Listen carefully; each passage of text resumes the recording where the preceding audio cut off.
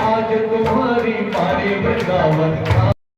वहां से हमको कोई ऊर्जा प्राप्त होगी, कोई ऊर्जा हमको प्राप्त होगी, ऐसा विचार करके ही तीर्थों में जाना चाहिए, ना कि मनोरंजन के हिसाब से जाना। तीर्थों में कभी भी मनोरंजन के हिसाब से न, तक की बात बता रहा हूं मैं आपको। अरे मनोरंजन के लिए तो आपका घर बहुत है, रेस्टोरेंट होटल आपके लिए बहुत है, आप पैसे वाले हैं, कहीं भी अपना घूम फिर सकते हैं। लेकिन तीर्थों में आप घूमने नहीं, तीर्थों में जिस प्रभु ने वहां तपस्या की है, जिस प्रभु ने वहां पर जो लीला की है, उसकी शक्ति को प्राप्त करने के लिए हमको उस तीर्थ में जाना चाहिए। वैष्णो देवी में मां भगवती वैष्णवी देवी ने तपस्या की है, इसलिए वहां नर नारायण भगवान की शक्ति को प्राप्त करने के लिए तीर्थ में जाना चाहिए। वृंदावन धाम में भगवान श्री कृष्ण का अवतार हुआ है, इसलिए भगवान श्री कृष्ण की भक्ति प्राप्त करने के लिए वृंदावन जाना चाहिए। काशी में भगवान शंभु विराजते हैं, तो वहां भगवान शिव की कृपा जाना चाहिए। अगर ऐसा हम नहीं करते हैं तो इसका परिणाम आप देख रहे हैं, कितनी प्रलय होती है, कितनी प्रलय होती है महाराज, हर वर्ष प्रलय होती है। इसलिए हमको तीर्थों में सदैव पवित्र भाव से ही जाना चाहिए। भोजन पानी बड़ा शुद्ध रखना चाहिए, बहुत हल्का भोजन करना चाहिए तीर्थों में जाकर के, क्योंकि तीर्थों में हमारा शरीर हल्का रहेगा तो मन भी हमारा हल्का रहेगा। सारा शरीर के ऊपर डिपेंड करता है। ऐसे करके जब हम तीर्थों में जाएंगे ना, तो उस तीर्थ का पुण्य हमको अपने आप प्राप्त हो जाएगा, निश्चित बात है। शिव तत्व कहता है ये आपसे।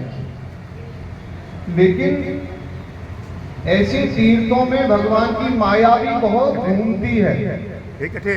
जैसे और महाराज नारद जी के पास में हिमालय पर्वत पर भेज दिया, दूर करने वाला है। ऐसे ही नारद जी को कामदेव ने इसलिए नहीं सताया था क्योंकि वहां पर हिमालय पर भगवान शंभु ने पहले वहां पर काम को भस्म किया हुआ था। पूर्व काल में काम को भस्म किया हुआ था भोले बाबा ने, इसलिए काम ने वहां पर नहीं सताया था नारद जी को। और नारद जी के नेत्र को ले देखा महाराज, बसंती मौसम हो रहा है, बड़ा सुहावना मौसम, और मदन यानी कि कामदेव अपनी वीणा बजा रहा है, लेकिन नारद जो देखते रहे उसको कोई असर ही नहीं हुआ। माया कामदेव हार थक करके लौट करके इंद्र के पास में पहुंच गया। यह बात, इस विषय का नारद जी को भगवान शंभु की माया के द्वारा अभिमान हो गया था। किसी किसी चीज को अभिमान हो जाता है ना, किसी किसी चीज का, किसी को तो यही अभिमान हो जाता है कि मैं इतना भजन करता हूं तो इसका ही अभिमान हो गया।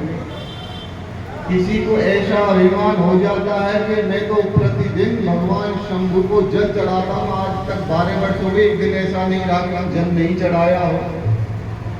मैं तो इतने व्रत रखता हूं, इसका ही अभिमान हो गया। मैं तो इतना सुंदर हूं, इसका ही अभिमान हो गया। मेरे पास में इतना धन है, इसका ही अभिमान हो गया। अभिमान है ये, किसी भी वस्तु का अभिमान जीव को हो सकता है। तो आज नारद जी को अभिमान हो गया कि देखो मैं कामदेव रति को लेकर के मेरे सामने नृत्य कर रहा, इतना सुहावना बसंती मौसम, लेकिन मैंने काम को जीत लिया, मैंने काम को जीत लिया, कामदेव को जीत लिया। लेकिन उसको ये पता नहीं था कि पहले यहाँ पर शंभु ने काम को भस्म किया।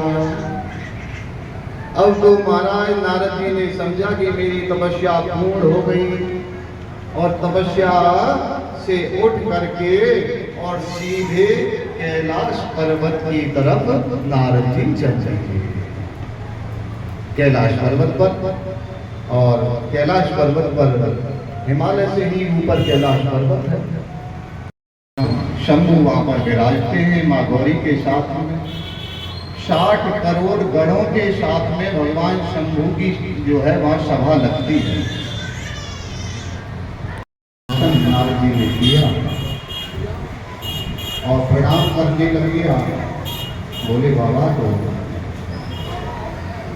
कि वंदे देव उमापति शुद्ध गुरुं वंदे भूषणं मृगधरं वंदे पशूनांपतिं वंदे सूर्यशंखवज्रनयनां। हाथ में बिठाया और बिठा करके पूछने लगे नारद जी आज हमसे आ रहे हैं। भगवान शंकर को जानते कि आज नारद जी भूले हुए हैं। नारद जी कभी मन में वो विघ्न हो गया है, समझने वाले नहीं है लेकिन पूछ रहे हैं। जैसे संसारी मुनि आपस में पूछते आए क्या बात है, आज बड़े प्रसन्न लग रहे हैं, पूछने लग रहे हैं। नारद जी बोले कि प्रभु आज तो कैसे? बोले महाराज आम और हड्डी दोनों और इस हिमालय पर्वत पर सुंदर गंगा में बसंत ऋतु में आकर के मेरे सामने नृत्य करने लग गए और लेकिन काम खराब हो गया। कहते हैं ना स्त्री और पुरुष को कभी अकेले में नहीं मिलना चाहिए। पराई स्त्री पुरुष को कभी अकेले में आना चाहिए। ऐसे मां के नारद जी अकेली रखी, लेकिन रति को हरा दिया नारद जी ने, तो नारद जी तो काम पर विजय प्राप्त कर ले पाया।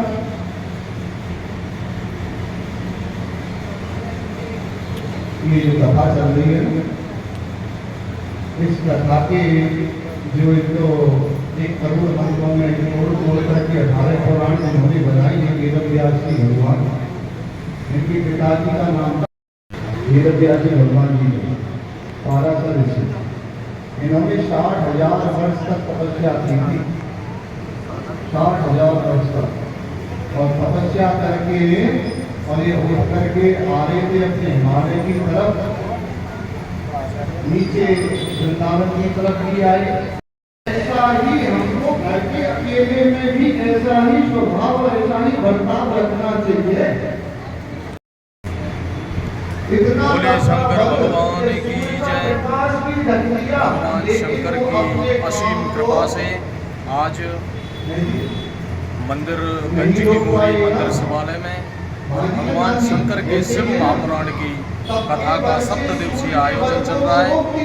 दिनांक 7 जून से शुरू होकर के 13 जून 2026 को महापूर्ण आहुति होनी है। भगवान शंकर की असीम कृपा से ये आयोजन इस मंदिर में किया जा रहा है और सभी भक्तजनों के द्वारा मिल करके इस आयोजन का आयोजन किया जा रहा है। सभी भक्तों के द्वारा, सभी भक्तजनों के द्वारा इस कथा का सभी लाभ ले पा रहे हैं। और हमारे मंदिर के पुजारी श्री बिट्टू पाठक जी इस कथा का पूरा भार, हमारे मंदिर के पुजारी श्री महेश पंडित जी इस कथा का पूरा भार उन्होंने उठाया हुआ है।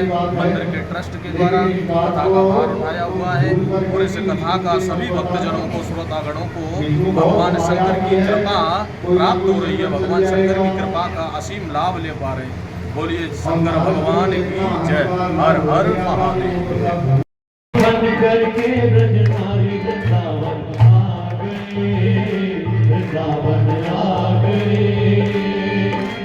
पार्वती भी मना के नारी ना माने त्रिपुरारी, वृंदावन आ गए, वृंदावन आ गए।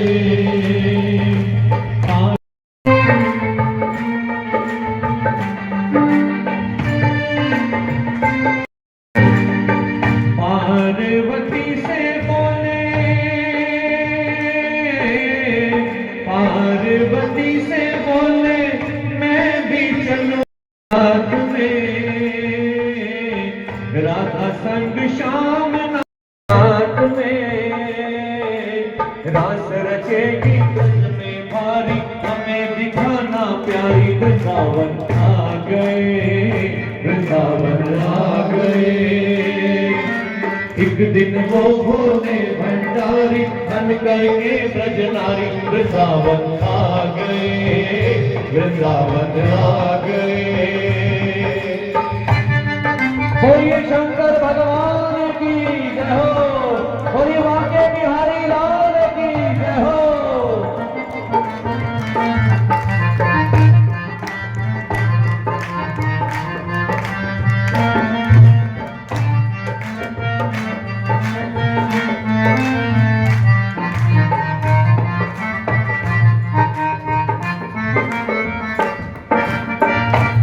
मेरे भोले स्वामी कैसे ले जाऊं तुम्हें साथ में,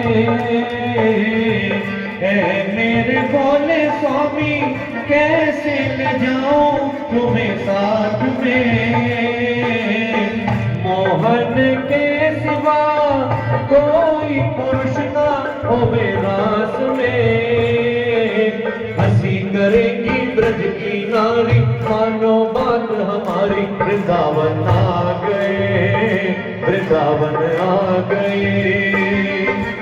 एक दिन वो भोले भंडारी बन करके ब्रजनारी वृंदावन आ गए, वृंदावन आ गए।